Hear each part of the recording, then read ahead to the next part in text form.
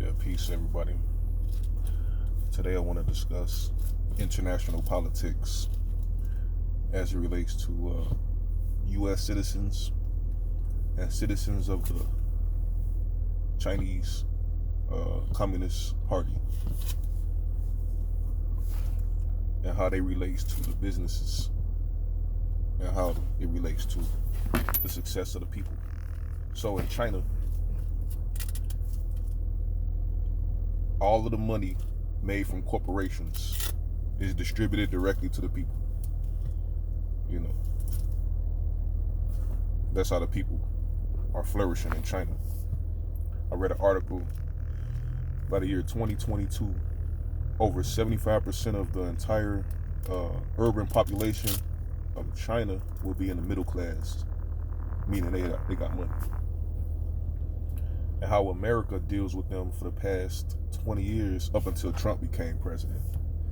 The U.S. corporations who wanted to access the Chinese market, which is like 1.5 billion people, they agreed to give the government of China 51% of the profits. And also they agreed to hand over their intellectual property, their manufacturing techniques. They learned about machine learning, computer processing, manufacturing. They willingly gave this to the Chinese government in exchange to access their market. Even the Hollywood and Disney, they agreed to give China 51% of the profits and also to give the intellectual property. And what that did was that accelerated China's growth. And they say in 10 years, they will be actually more rich and powerful. They already are more rich and powerful, but in the numbers aspect, they will surpass the United States as the superpower in the world, primarily because the U.S. corporations sold the people out in America to access the Chinese market. You know, Apple had factories. You know, iPhones are made in China, and because China was given the blueprints and the schematics and the intellectual property and the source code for Apple, because they make the products, they was able to clone Apple and make their own version of Apple. They got their own Apple store in China. This is identical to Apple, but it's something else. It's named something else, and it's not a law against piracy in China. They could do what they want, and Apple willingly gave them the source code because they had manufacturing going on in China for many years. And it wasn't until I think 2019 when Trump actually put the tariffs on China. Was it 2019? Yeah. And he forced companies like Apple to open factories in America because it was more expensive to open them in China, you know. So they opened a factory in Austin, Texas. For the first time, stuff is being manufactured here. You know, because to save money, they willingly sold out the intellectual property of the United States. A lot of that was developed by blacks, of course. Gave it to China because you save money, but you willingly gave the money. Indirectly, you gave the money directly to the Chinese people. Because what China do, they like Robin Hood. They rob all of the money from the foreign national corporations, the multinational corporations who want to exploit the Chinese market. The government says, okay, you could do that, but you have to give us half the money. And then you have to give us the power. And you have to teach us the techniques. And then what China does, they end up taking that 51% and directly giving it to their own citizens. And then they give investments to their citizens to open businesses in foreign countries with their own money.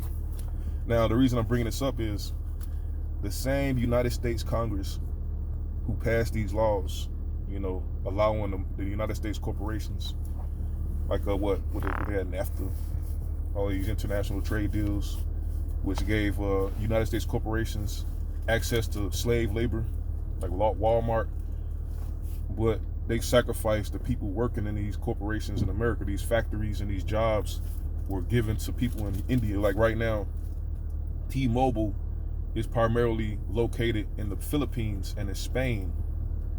Yet they're charging us $50, $60, $70 a month. But you're using slave labor in the Philippines. as far as customer service, as far as manufacturing. I'm saying, like, this same Congress who allowed corporations to enrich themselves at the expense of their own people refused to give the people a measly $2,000. They said all you deserve is $600.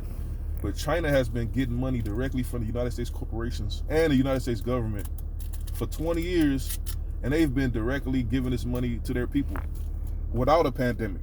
This is like normal business over there. Watch this. I'm gonna ask Google. We're gonna prove it to me.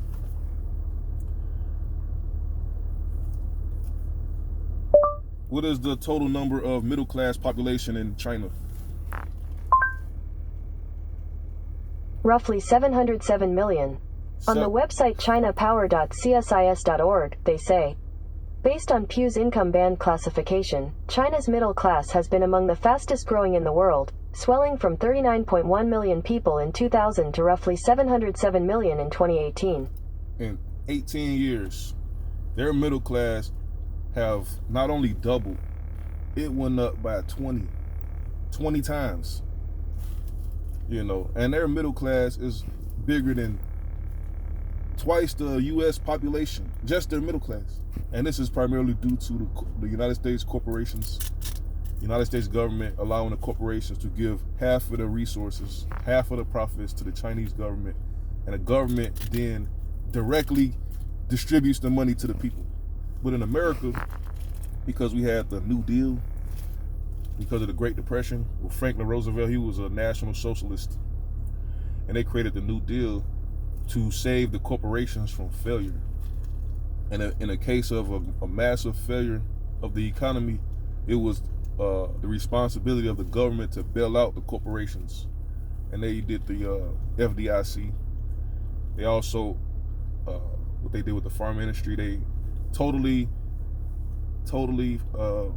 subsidized the farming industry and encouraged people not to farm, because if they had too many farm products, the price would go down. So with less farm products, it actually artificially increased the prices of the farm products. But the farmers are totally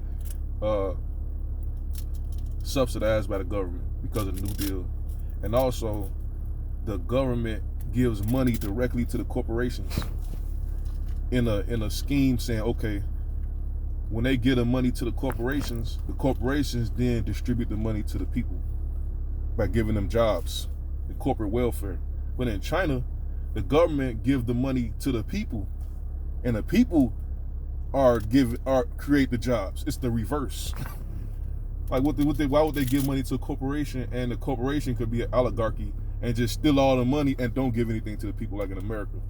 And right now, watch this. What is the total middle class population in the United States? On the website Investopedia.com, they say, as of September 2018, though, Pew reported that 52% of American adults were in the middle class, according to 2016 income figures. There were 19% in the upper class and 29% in the lower class. According to Pew, the data suggests that the middle class has stabilized in size. So they say, 51% of American adults. So you got 300 million people, and the adult population is probably 150 million people. So you probably have 75 million people that's middle class, compared to 750 million in China. Then you have 31% of the people that's lower class. 31% of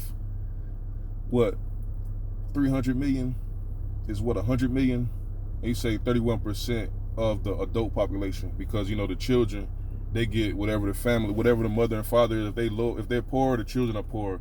So those numbers are probably lower than what I'm saying. I would say probably 50 million or less in America is middle class, compared to 750 million in China. And in America, the money is distributed based on nationality and race. It's national socialism. So the Caucasian has more access to the money and the jobs and the banks than the black people. They had redlining, they had Jim Crow segregation.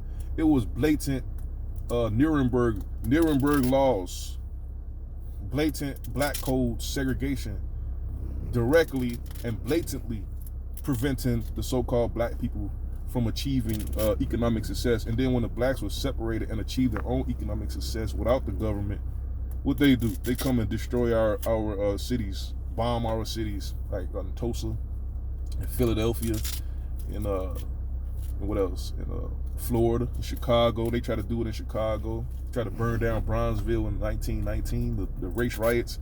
Even without their help, without no assistance from them, we still was able to economically succeed. We actually developed the lottery, which was policy, which will finance hotels and banks. We financed industry. Many industries we financed with the policy industry because we couldn't get any money from the banks. And what the government do, they went and took the whole lottery from us and they called it the state lottery. We make billions of dollars in it and we don't get none of that. We never win. We play the lottery, we still don't get, at least back then when we played the lottery, the people who ran the lottery, the kings, the policy kings, they took the money that wasn't distributed to the winners and they put that money into the community. Now, the lottery money goes directly to the Caucasians. They don't go to the schools, they don't go to our housing, they don't do anything. The money goes somewhere. We don't know where the money goes, but it goes to the politicians.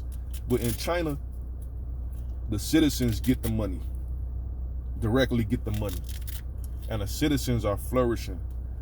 The people, that so-called middle class, which is what, average 100,000, 200,000, you got 750 million people in China like that.